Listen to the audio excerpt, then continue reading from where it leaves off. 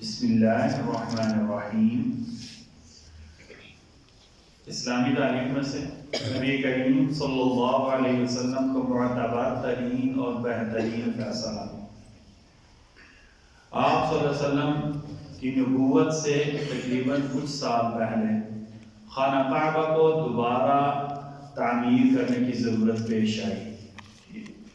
ہمارا علماء نے لکھا ہے کوئی بھی عبادت گاہ جس کو ہم مثلا نمازی زیادہ ہو گیا، مسجد کو ہمیں بڑا کرنا ہے، یا اس کی بلڈنگ وغیرہ خستہ ہو گئی ہے، ٹھیک ہے، تو اسے شہید کر کے دوبارہ تعمیر کر سکتے۔ اس کی دلیل کہ آپ صلی اللہ علیہ وسلم موجود تھے۔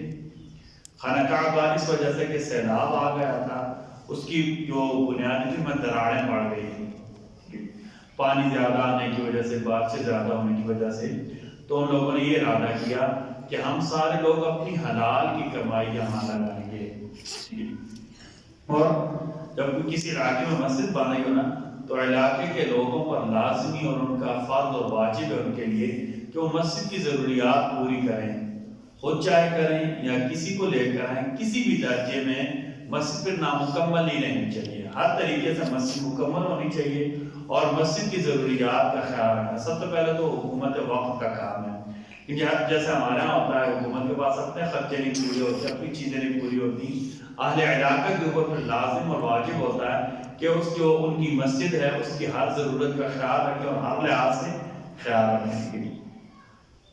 اچھا، سارے لوگوں نے مل کر کعبہ تعمیر کیا، لیکن جب حجر اسود کو رکھنے کی باری آئی تو اختلاف پیدا ہو گیا۔ سارے یہ چاہتے تھے کہ ان میں سے ہر کسی کو یہ شرف حاصل ہو، کیونکہ پتھر ایک تھا، لوگ زیادہ تھے، ہر ایک کی خواہش تھی ایک دم پتھر اٹھانا تھا، بار بار اٹھا کر رکھ نہیں سکتے تھے۔ اس پر لڑائی کا خطرہ پیدا ہو گیا، یہاں تک کہ انہوں نے تلواریں نکالی۔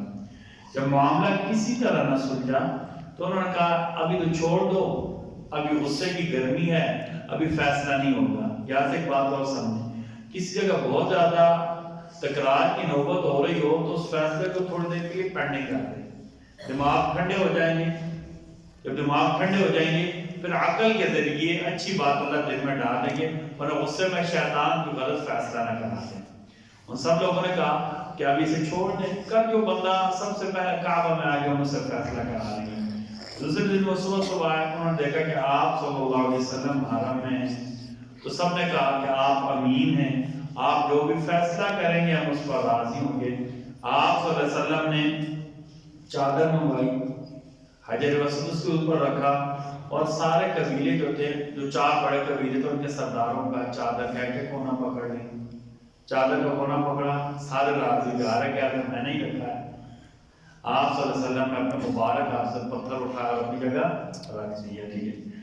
یہاں سے ایک بات سمجھیں کہ جب اللہ فیصلے کی نوبت دے تو ایسا فیصلہ کرنا ہے جس میں کسی کی حق تلفی نہ ہو، ٹھیک ہے، اور وہ اعتدال والا ایسا فیصلہ ہو جس میں سارے فریقین تقریباً راضی ہو جائیں، ٹھیک ہے۔ ایک فرض کے بارے میں، فجر اور عصر کی نماز پابندی سے ادا کرنا۔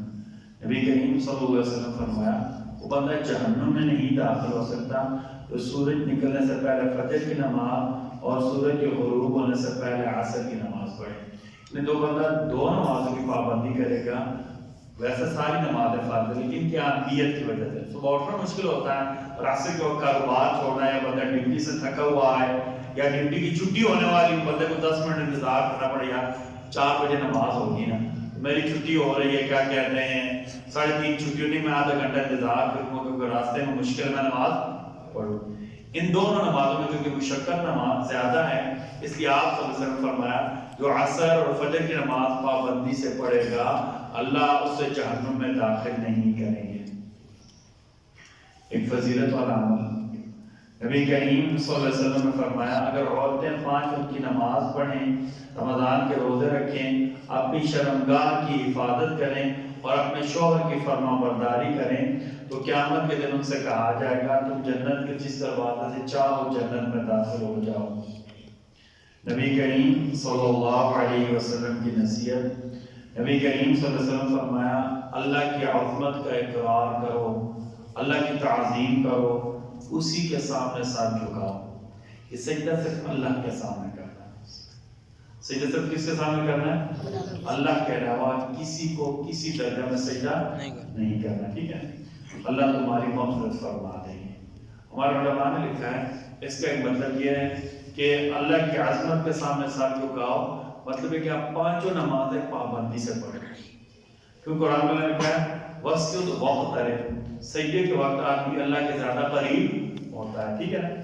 تو اس کا مطلب کیا ہوا کہ ہم ساری نمازوں کی پابندی کریں گے، انشاءاللہ اللہ اپنے فضل سے مغفرت فرما دیں گے۔ اللہ تعالیٰ ہم سب کو گناہوں کی مغفرت فرما دیں اور اپنے فضل سے خیر کے فیصلوں کے ساتھ دنیا آخرت ہمارے لیے آسان فرما دیں۔